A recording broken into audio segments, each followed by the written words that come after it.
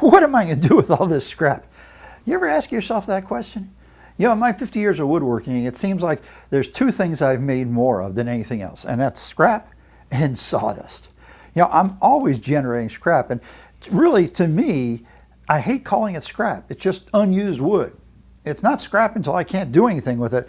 And you know, I can do something with that little piece right there. So I hate to really call it scrap. But every woodworker I know has got a scrap bin or a scrap pile or a whole corner of their workshop that's dedicated to just the wood that they've cut off of things that they were making, and they haven't figured out what to do with it yet.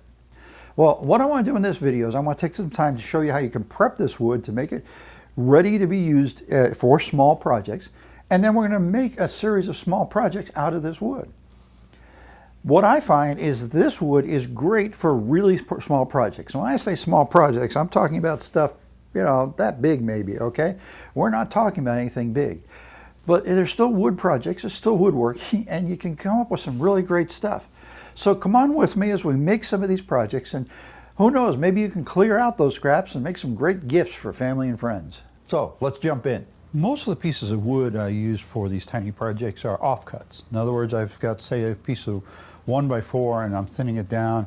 Instead of 3.5 inches, I need 3.25 inches. So I run it through the table saw and I end up with a 1/8 inch strip. Well, I save that 1/8 inch strip, and that goes in that pile that you saw earlier. Okay, so I'm going to show you another little trick. I want some strips that are, say, 1/8 of an inch by 1/4 of an inch, okay? So I've got my board now, which is trued up on both sides.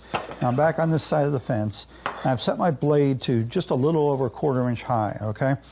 And the distance that I've set it for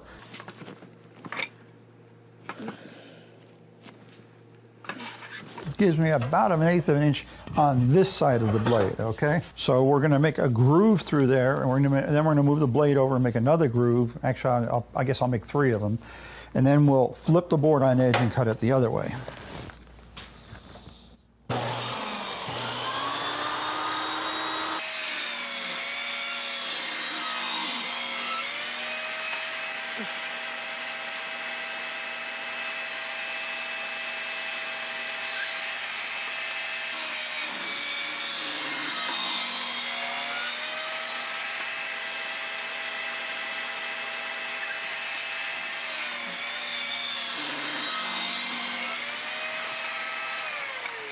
Okay, so now you can see I've got 3 pretty consistent grooves here, but of course it's still attached. So what I'm going to do now is move my fence over, raise my blade up. I want my blade height to be high enough to make sure I cut all 3 of those. Put it right about there. Okay, so here's flush. Here's with the wood flush. All right, and I need to go over about 1/4 of an inch.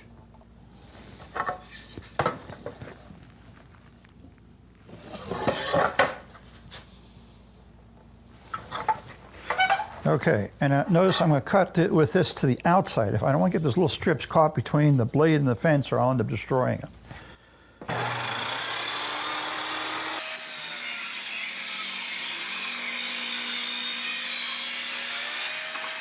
And here are our 3 little strips, okay? So these are measuring right at about 1/8, a little bit shy of 1/8 by 1/4, which I need for some of the projects I'm going to do. I want to introduce you to another gadget that can be really useful when you're trying to cut these strips, especially if you want a bunch of them consistently, and that's the thin rip gauge, okay? And what this does is it mounts in the miter track and allows you to repetitively cut strips the same thickness. And it's ideal for this stuff where we're trying to get these narrow strips. Now normally most people would mount this in the miter strip or miter track on the left side of their blade. Unfortunately, my miter track is really far away from the blade on this saw, so I've got to do it on the right side. Works the same, okay? Most woodworkers use the miter track on the left and cut to the left side of their fence, but you can really cut to either side just as effectively. So what we want to do is set this up. I want to figure out my distance here, okay? So I'm going to set this to one of the teeth on the blade to get my distance and lock it down.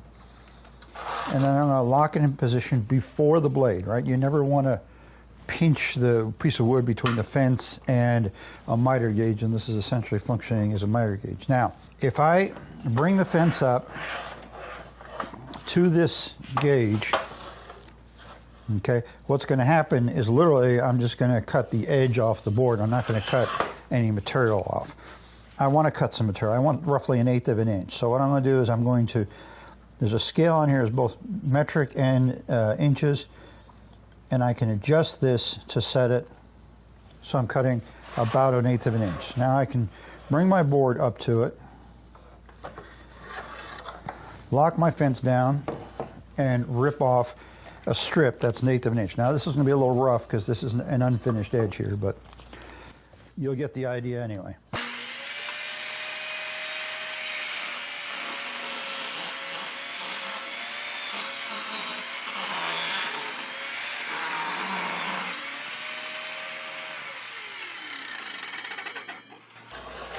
Okay, so here's my strip. Now this strip's actually a little uneven, and that's because this board hadn't been trued up yet, okay? But here's where the beauty of this comes in. Now that I've got that, I've got a straight edge, I can take this, set it up again, okay?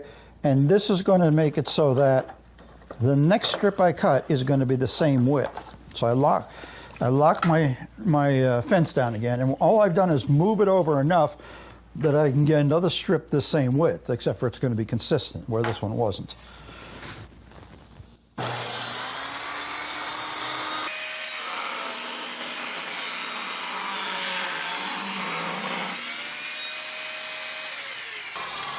So here I've got a nice strip of wood that's 1/8 of an inch wide by 3/4 of an inch, and I can cut as many of these as I have material on that board just by moving it over every time to the gauge. And that's what this gauge does for me.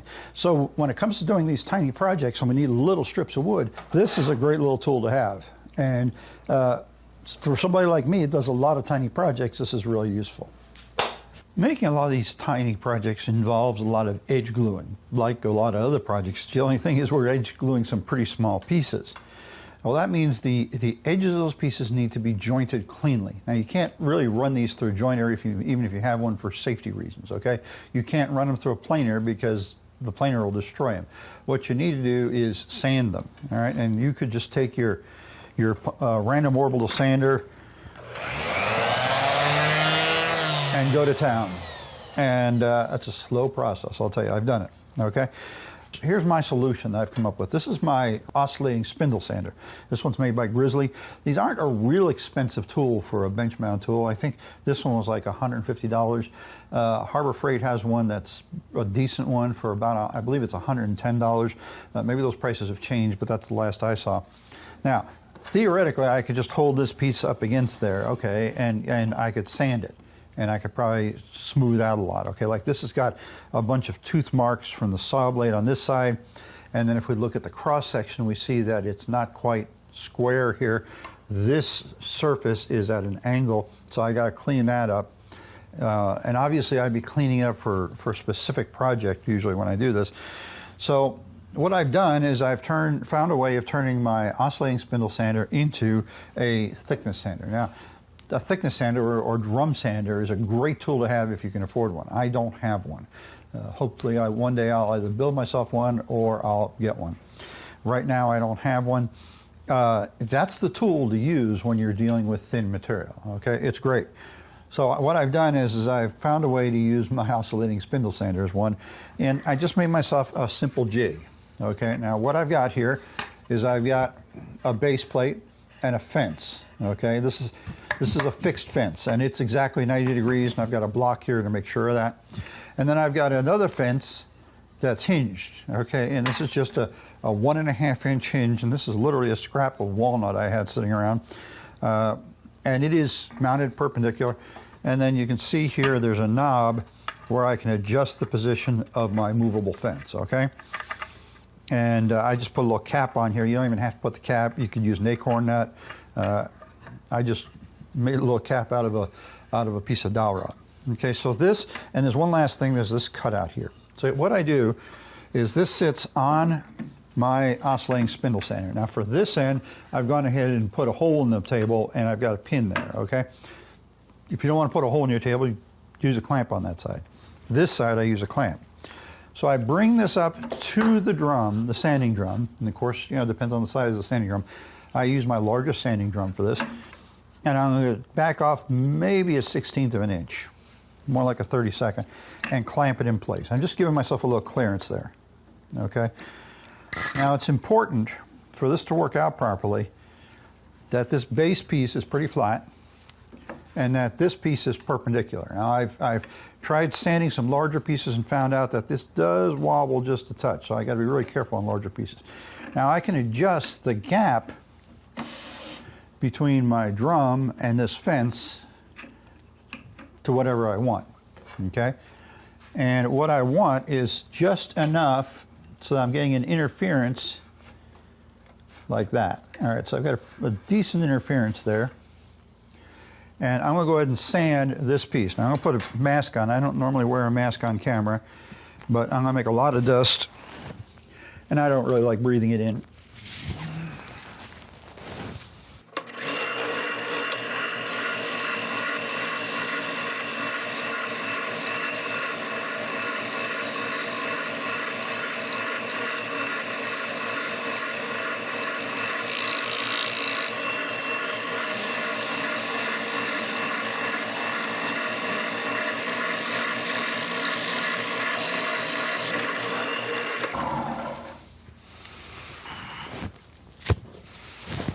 Okay, so here's my first pass, and what I've done is I've cleaned up the saw marks on this side of the piece of wood, okay? I can tell it's that side because this side's purple and that side's brown.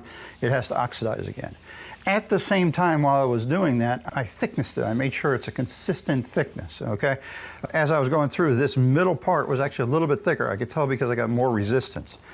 And you notice I was pushing it through this way, and the sander is turning this way, so I'm pushing into the direction. If I was trying to go the other way, it would shoot it out, okay? So that's that direction. Now I'm in pretty good shape in that direction, but I still have this bit of a trapezoidal thing here, so I'm going to readjust it. And I'm going to run it through that way as well. Okay, now even with it all adjusted all the way out, I can't quite fit, but I can adjust the position of my jig, and now I can come back in. All right, let's try running that. I'm probably gonna have to make 2 passes with this.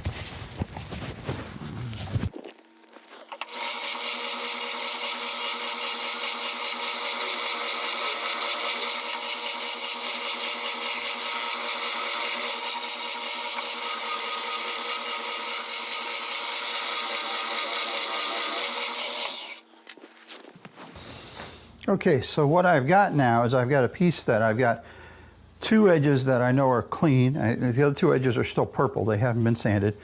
And so this is able to be glued to other pieces. Say this piece right here, you know, to make a piece to work with, okay? That's what we're trying to do. And we can't use the normal methods. This is a great way of doing it. Okay, but what if you don't have one of these? Well, just a second here, I'll show you how you can do this on a drill press as well. But really what we're looking about is making our mating sides so that they'll mate up, okay? One little note here, since this is Purple Heart, if I was actually going to use this piece, I would let it sit and oxidize before I glued it up again. Or I would have a situation where I'd have the face surface, where the face surface was not sanded in any way, so I've got that oxidized surface, one or the other, okay? Now this piece of wood here, this is actually a cutoff from some hardwood flooring. It's acacia wood, and there's some grooves here on the bottom side, and those grooves are just part of the way it's done. You know, the bottom side of any hardwood flooring is grooved for some reason. And I could do the exact same thing with this, and I can eliminate the grooves from this piece of wood. So let's give that a shot.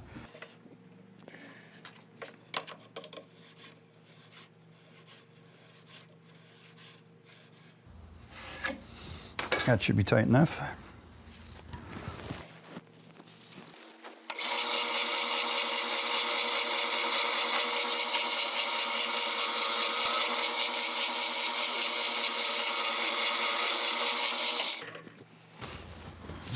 Okay, so now if we look at this piece, we can see that there's still a little bit of finish on this part down here, but I've basically gotten rid of the grooves all the way through.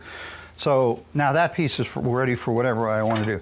Now what about the really, really tiny stuff? This is that little piece I mentioned a little ago. This is about a 1/16 of an inch thick and about 3/16 inches wide. Can we sand that? Yeah, we can. We got to be a little more careful in our setup, but we can sand that too.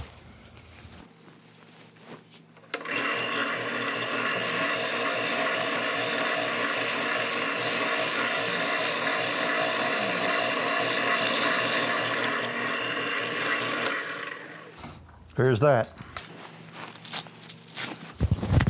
So sanding these pieces, and I've got quite a bit of sand sawdust there just from these 3 pieces that I've been playing with, is really the way to prepare these pieces rather than using a joiner and a planer. Now, I mentioned, what if you don't have one of these? Like I said, you can do it with a hand sander, but it is a time-consuming process. But you can also do it with a drill press. So let me show you what to do to use a drill press and save yourself a lot of money, assuming you have a drill press, to do the exact same thing. Okay, for those who don't have an oscillating spindle sander but might have a drill press, I said that I would show you how to do this with the drill press just as well. You need a set of drum sanders. And I bought this set at Harbor Freight a number of years ago. It's not very expensive. It comes with sandpaper, and the sandpaper is replaceable. It just wraps around and tucks inside here. And of course, like anything else, you know, it just goes in the chuck.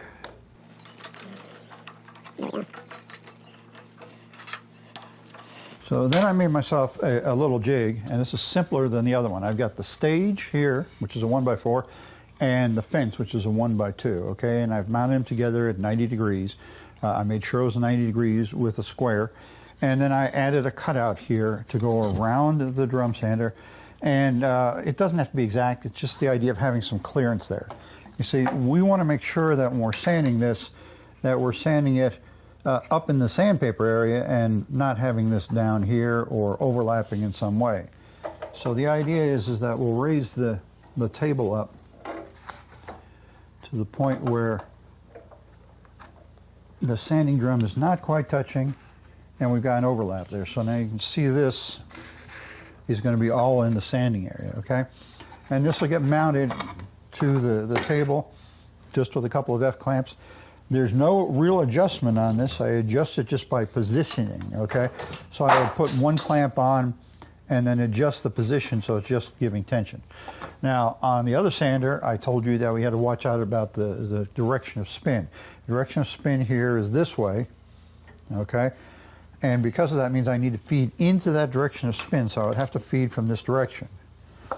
If I feed from the other direction, it's going to turn into a projectile. It's going to shoot it off and hit the wall of my workshop. I can't do this right now because I didn't put the paper in here tight enough. It's not going to work. If you can get self-adhesive sandpaper, that's even better. This is designed to work with just regular sandpaper, but as you can see, it's a little bit sloppy. It's really hard to get it tight on there. If you can get self-adhesive and wrap that around, it's really, really good. It works much better. And so this will do essentially the same thing as the other will. It won't do it as fast because you don't have as aggressive a motion, but it does the same job. So you don't have to spend the money for the other sander if you happen to have a drill press. And even the smallest drill presses made will do this. I actually first used these with a much smaller drill press than this one. One thing that's common to a lot of these tiny projects is that we do edge glue or even side glue-ups. One of the ways we get a lot out of our wood here is by putting pieces together, but that also gives us the opportunity to take advantage of the differences in the wood's coloration and grain to make some beautiful things. And so all I'm doing is a standard edge glue up. Now there's one thing that's really different here that we got to take into consideration, and that's how thin these pieces are, okay? That means a couple things to us. Number one, it means that we really got to make sure that when we prep the pieces that we get nice straight edges. We really can't do one of those clamp ups where we just pile on a lot of pressure to close up gaps, okay? All these pieces have been surfaced, sanding them like I already showed you to get me good edges. And I'm just putting pretty much a minimal amount of wood glue on here that I can. And I've got them sitting on a couple of cauls, which are just straight pieces of wood, and I've waxed the top surface of them so that the glue won't stick. And what they're for is to just make sure I get alignment. Now, if I put too much pressure on here, trying to close up my gaps, what's going to end up happening is that the whole thing is going to bow and probably pop right out of the clamps, okay? So it's really critical that we make sure that our pieces are going to match up nicely, all right? Now, one of the things I've done here is I've kind of gone a mirror image pattern. I've got 1, 2, 3, 4 different types of wood here. Okay, this middle piece, which is what I'm doing right now, is a piece of oak, and this particular piece is rather interesting. It's got some, I really don't know what they call this on this grain, but it's got a bunch of spots on the grain there that are rather unique looking. I've got some purple heart, and of course once I sand the purple heart it won't be purple anymore, so before I varnish this I'm going to have to give it some time for the purple heart to oxidize again.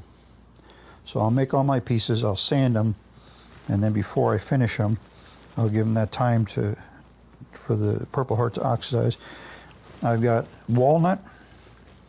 That little piece right there is walnut. You saw me cut that piece actually. And I've got some little strips of maple that I cut the same way. So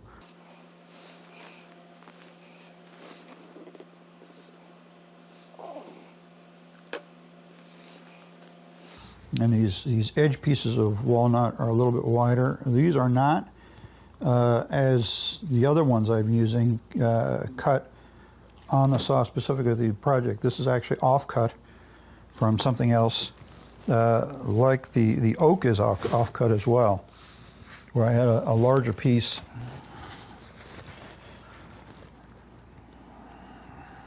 So I'm going to go ahead and clamp them.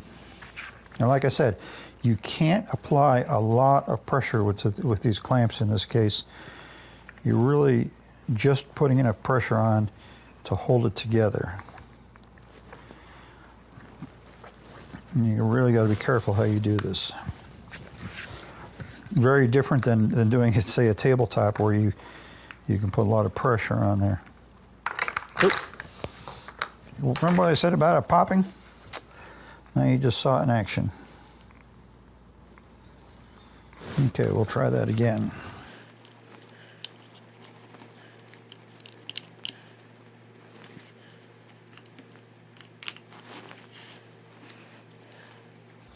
It doesn't take a whole lot of pressure for it to become too much pressure when you're doing it this way. And that's part of the reason I'm using fast-acting clamps, because if I'm using screw thread clamps, there's really actually more of a chance of me having problems with the glue up.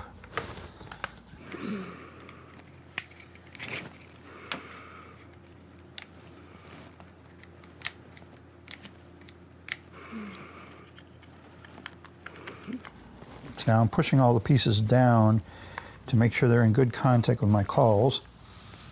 And I'm going to take, these are a couple of the little cauls, and I'll be putting some weight on there to hold that down, but I'm going to move this first. So that's basically my glue up, and of course, like normal, we have to let that have time to dry. So we'll let that sit, and we'll probably come back to that tomorrow. The other common glue up we need to do for these tiny projects is a thickness glue up, where we're stacking them, kind of like we're making plywood. And sometimes I guess we might even go cross grain with that. So again, I'm taking several different pieces.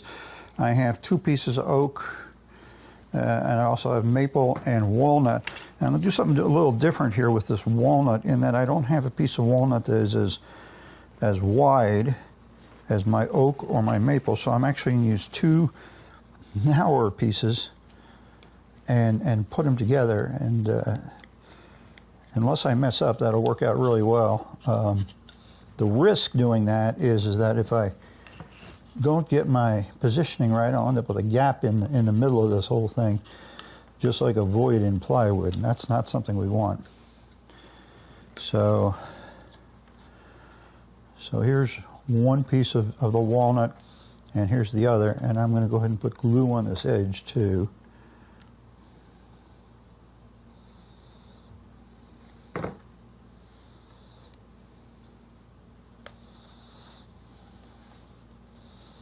Butt the 2 of those up.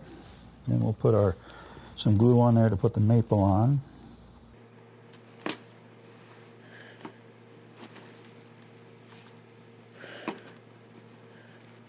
Trying to avoid overdoing it with the glue. I want enough to hold it on, but I don't want a huge amount of squeeze out and end up gluing it to the bench top or something like that. And with as little as these pieces are, it's actually very easy to get too much glue on there. Okay, so here's our maple piece. And this is that piece that exploded on me over on the table saw. Yeah, we're making use of it. And finally, one more piece of oak. So our outer layer here is going to be, both sides are going to be that oak with whatever that figuring is called. I don't know what it's called.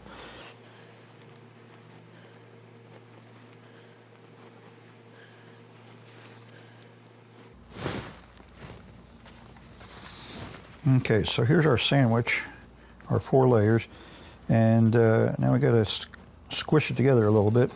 So I'm going to use a couple of blocks of wood on either side of this to spread the clamping force out. We've got the material so thin that if I didn't use these pieces, what I'd end up with is a problem with I'd really only be applying a pressure right where the clamps are, and that's not good. Now, we do want to apply more pressure here than what I did on that last one. One, I don't have to worry about it coming apart on me like that. 2, I'm trying to flatten the pieces out as I go here, okay?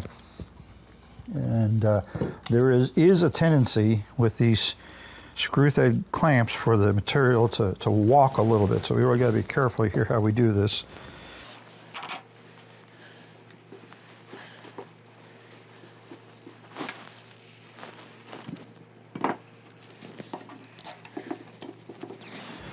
Okay, and I'll wipe off the excess glue that is oozing out, because these aren't actually cauls, they're not wax. There's a risk of it gluing together. I don't want to do that.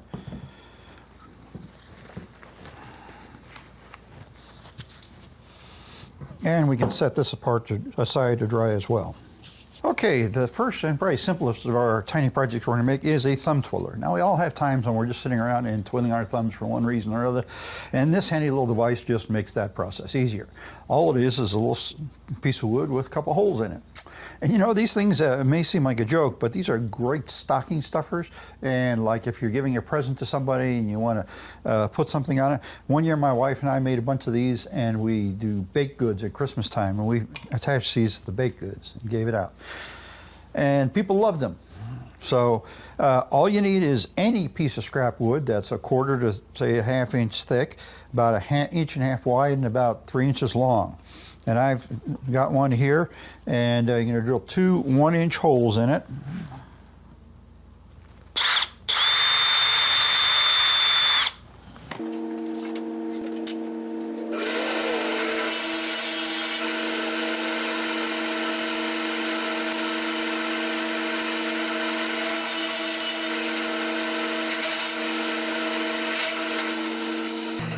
And then to make it a little more comfortable for our hands, we're going to round the corners a bit. And then I'm going to take some sandpaper and just do a little cleanup to it. Clean up the corners, clean up the edges, especially clean up the inside of the holes. Yeah, we want to make it comfortable for our fingers.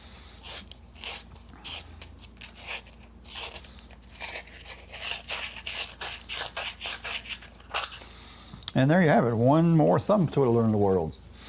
I went ahead and made up some little instructions when I passed those out, and we gave them out as gifts, and just kind of a joke little thing to explain why you want a thumb twiddler and how you use it, just in case somebody doesn't know how to twiddle their thumbs. One of my favorite little projects out of essentially scrap is this business card case I made. Being a woodworker, it just kind of seems to make sense to have my business cards in a wood business card case. So how do you do that? Well, remember a little while ago I cut a piece of 1/8 inch thick oak off of a block of oak over there. I had that old raggedy piece of oak, and I squared it up, and I cut an 1/8 inch slice. There's that slice, and I put a hole in it. And business cards are 2 inches by 3.5 inches. That's a standard size, okay? So my case needs to be big enough that I've got a hole that's actually 2 1/16 by a little less than 3.5. I don't want the card sticking out the end. And then we're going to put a little cutout here, and that cutout gives us a place to grab the cards. So that's what that hole's for, is for the cutout. And I've gone ahead and laid this out so that I've got my lines to cut the material. And I'm going to go to the saw and cut it out, and I'll be right back. Okay, so really this is pretty simple to put together, and this is one of those rare projects that you put together with super glue, okay? Why super glue? Because you pretty much have to hold it together rather than clamping it together while the glue is drying. So my pieces have all been sanded. My finished thickness for the oak is 105 thousandths thick after sanding. And so I'm going to go ahead and glue my pieces on one at a time, then cut them off to length. Okay, so there's my first piece.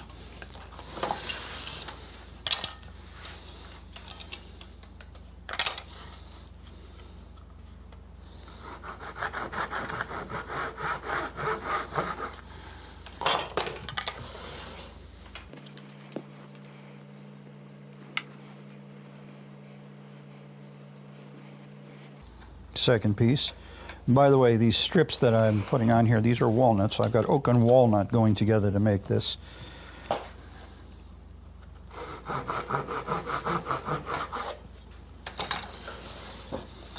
Now this third piece that goes across the back, I'm going to cut it before gluing it in because there's no other option.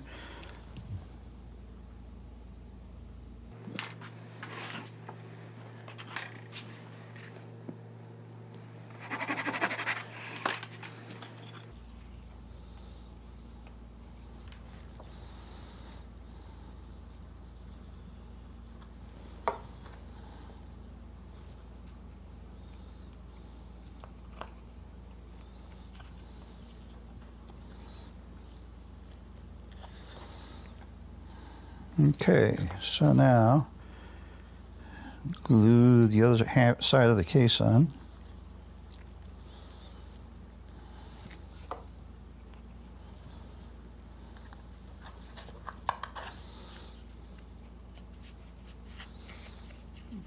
And there it is, basically put together. So now I'm going to take over the belt sander. I'm going to clean it, square up the edges because they're not quite even. And I'm going to round the corners. And I'll be right back. So here's my finished case, and let's prove it. Let's make sure it works. There's some business cards, and sure enough, yep, they slide right in, fit just like they're supposed to. Now, if you wonder why this looks so different than the other one, it's really simple. This is red oak, and this is white oak. It also explains why this was so much harder for me to cut on the table saw, because white oak is actually considerably harder than red oak. So you can use either one. The fact that it's white oak will probably make it stronger because the hardness of white oak is considerably higher than that of red oak. But hey, either way it works. So you can have your own business card holder for your business cards as a woodworker. And who knows, maybe you could give it to somebody as a unique gift. Okay, so here's our 2 glue ups we did yesterday. This is not a can of coffee, it's an empty coffee can I filled with sand. About 8.5 pounds, makes a great weight for holding things down here in the workshop. Sometimes a weight is the best clamp you can get. And as you can see, my glue job did not go perfect. So I'm going to have to re-glue this part before we can do anything with it. All right, what about the other part? This one I think probably went okay.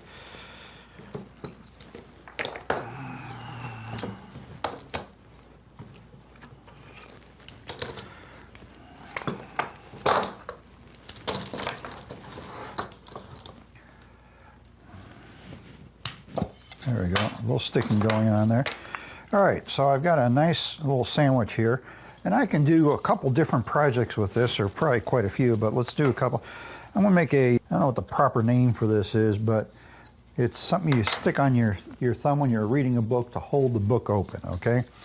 So whatever you want to call that, we'll call it. And there are several different designs of these actually. I've made a couple different kinds. What I'm doing here is tracing a pattern that I made.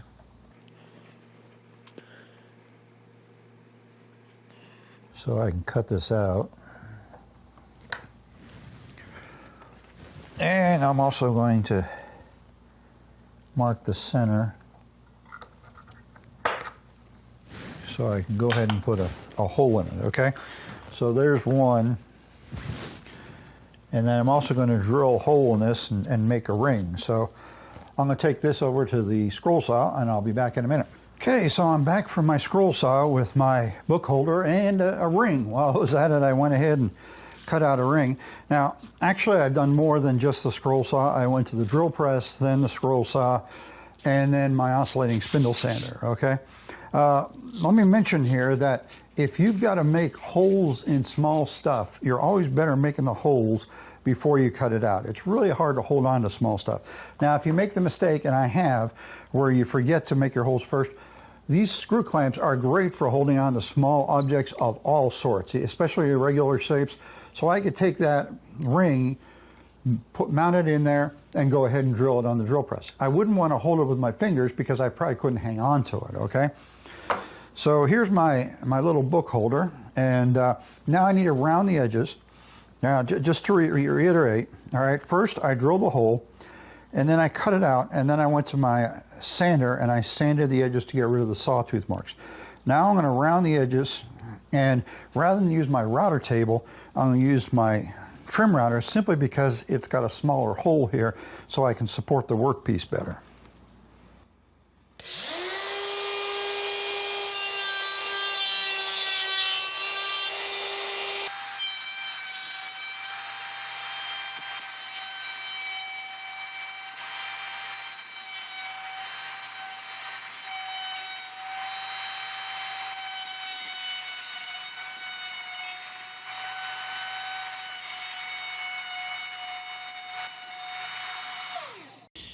Okay, so I rounded all the edges, and I used an 1/8 of an inch roundover bit for this. Now, that may have looked kind of dangerous because my fingers seemed like they were really close to the bit. But at all times, I had the workpiece between my fingers and the bit. So I was using the workpiece kind of as a guard for my fingers. So really all this needs to finish it up is a little bit of sanding just to smooth things out a little bit. The roundover bit doesn't leave that oak quite as smooth as I'd like. And then, of course, some finish. With the ring, it's so small, I can't even try and do it with that round over. So I'm actually going to be doing the rounding over by hand, which will take a little longer, but great thing to do while you're sitting and watching television. So here's our mini glued up panel, oak, purple heart, walnut, and maple. And this is the one where I took it out of the clamps, it fell apart. Well, it turns out I hadn't put any glue between those two pieces. Okay, it happens sometimes. So I've gone ahead and glued that, let it dry. Now I've got my panel. It's a bit uneven, and you know, every glue up I've ever done, there's always some unevenness. So I'm gonna have to spend a little time with some a sander in this. There's no way to run this through a planer. Now, if you've got one piece, like say one of these narrow ones that's sticking up a little bit high, you might be able to take a hand plane and thin it down some. The tricky part then will be some sort of a stop to keep it from, you know, so that it doesn't move while you're planing it. That's possible, and then sand it afterwards. So I've got to get the whole surface level on both sides. We're right at about shy of an 1/8 of an inch right now. It's probably a little thinner when I get done, and then we'll be ready to work it and turn it into some nice projects. Okay, so I've got my piece all sanded on both sides. Took a little doing, but we're down to probably just a little over 1/16 of an inch of thickness, which is really great. So I'm going to cut 3 different things out of this, and I'm actually not going to use all the wood, nor am I really going to go the full width. I'm going to cut a pendant, I'm going to cut a piece for a money clip, and I'm going to cut a piece for a barrette. So part of the trick here is picking out what part of the wood you want to use to get the best image. Now my pattern here for my pendant has got lines to help me align this. And I want to get a pretty good selection of the woods, but I'm also not trying to get centered, okay? And part of the reason I'm trying not to get centered is because my wood pieces aren't all the same width. So I could do something like this. Now for the money clip, I need it to be 1 inch wide by 2 1/4 long, which is actually a little bit bigger than what this is. So we'll make ourselves a couple of marks here.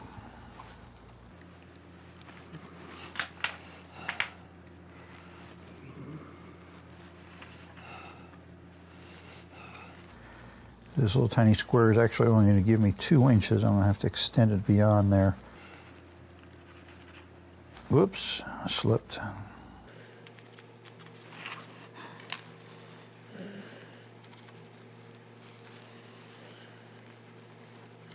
Okay, and 2 1/4 inches is right there.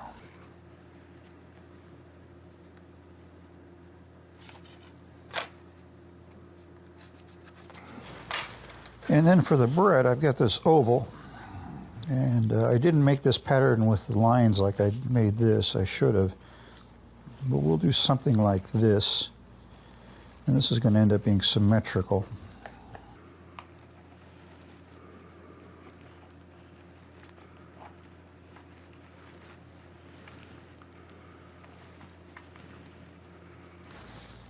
Okay, so now it's time to go back to the scroll saw. As you can tell from these various projects, a scroll saw is really useful to have when you're trying to make use of these tiny pieces, mostly because it's the best saw for cutting small stuff.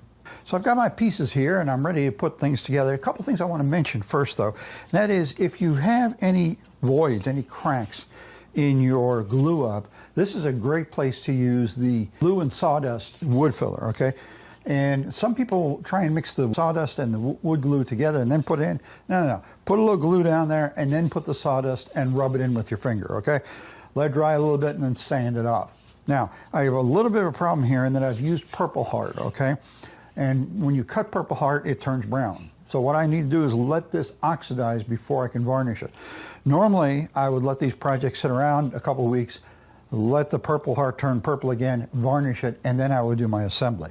But I'm not waiting that time. So, putting this stuff together is really easy.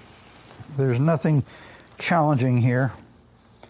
For the money clip, I'm using a money clip backer, which I bought. You can buy those in packages of a dozen on Amazon and probably from some other places. I'm putting the decorative wood part onto it with epoxy. 5-minute epoxy. I've sanded this surface, the glue surface, because this is stainless steel and it's really slick, so I sanded it just to give something for the glue to bite to, make sure I get a good connection here.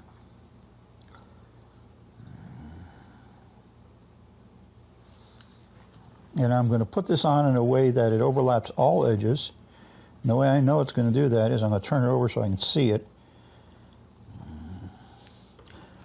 And then I am going to clamp it with a spring clamp. And you got to be really careful because it'll try and move when you do that.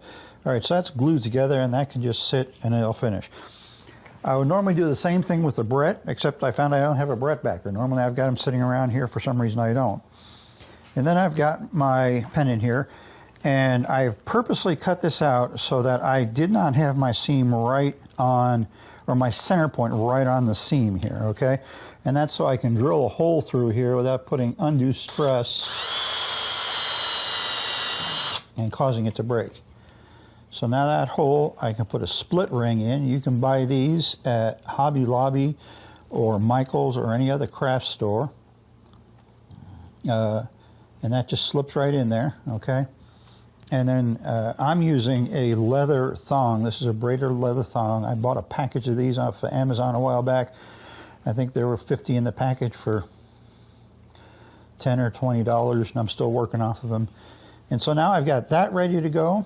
I've got my money clip ready to go. And if I had a Barrette backer, I'd have my Barrette ready to go. The last thing I want to mention as a use for these tiny scraps that we've been talking about is knife scales. And by knife scales, what I mean is the pieces of wood that are put on either side of a knife handle so that you've got something to grip through. Now, these knives that I've got here are knives that I've made kind of experimenting and learning how to make knives. They're not very good, okay? Nevertheless, they gave me the opportunity to try this out. I've got what's known as a full tang blade. That means the middle of the blade goes all the way through the handle. And then I've got wood on either side. Now this one's got one on it, and this one's got a little better form one on it. But it's basically just 2 slabs of wood that are put on there and shaped. And the way they're put on is with a couple of brass pins. So you drill through the wood and the metal, and you glue the slabs on and pin it with those pins. Now this one, as you can see, doesn't have any on it. So you can use some pretty small scraps to make this. I've got a son-in-law that's been messing around with doing knife scales on knives, and he's using multiple pieces of wood and antler and even some soft stone like turquoise together to make some pretty fancy knife scales. This is just very, very simple. And it's just a matter of putting the pieces on there and then shaping them, in other words, sanding them. So this is a neat way to customize your knives. And maybe you've got a favorite hunting knife, or maybe you've got some knives in the kitchen that have got some really poor handles on them. Here's something you can do with some little pieces of wood to make it a little nicer and a little more personal. So we've just spent the last hour or so looking at a variety of different things that we can make out of tiny scraps of wood, me showing you how I go about making some of these projects. And don't get the idea that that's everything there is to do. There's a lot of things you can do with tiny scraps. This is a hairpin for women to put in their hair that I made for my wife. This is made out of actually zebra wood, and it's got brass inlay in it, and it's to put in her hair when she puts her hair up. That's another tiny scrap thing. Here's some miniature Christmas tree ornaments that are tiny scrap. These are walnut and maple. There's a lot of different things we can do. So what the idea is, use your imagination. Don't limit yourself just to big projects. Yeah, big projects are fun, but you know, these little projects can be just as fun and really can take not only as much creativity, but as much skill as making a larger project. So is it scrap or not? As far as I'm concerned, it's not. If I can find a way of using it, it's not scrap. It's just wood that hasn't gotten used yet. And here's some of the ways that I find to use this wood that hasn't been used yet. And I'm sure you can come up with your own. You can come up with things that I haven't even shown you here yet. And I'm always coming up with new ones myself. So make the most of the wood you've got. You know, I've got a lot of years of making wood projects where I've focused on making little projects. And the reason for that was I couldn't afford the wood to make the big projects I wanted to, especially hardwoods. So yeah, I might make some big things out of pine, but for lots and lots of years, if I wanted to make something out of hardwood, I'd make a small project. And even a tiny project. You get the beauty of the wood, you get the pleasure of working with that fine wood, you get the satisfaction of making something really nice, and you don't have to invest a lot of money. So you can get more out of your woodworking. How's that for a deal, huh?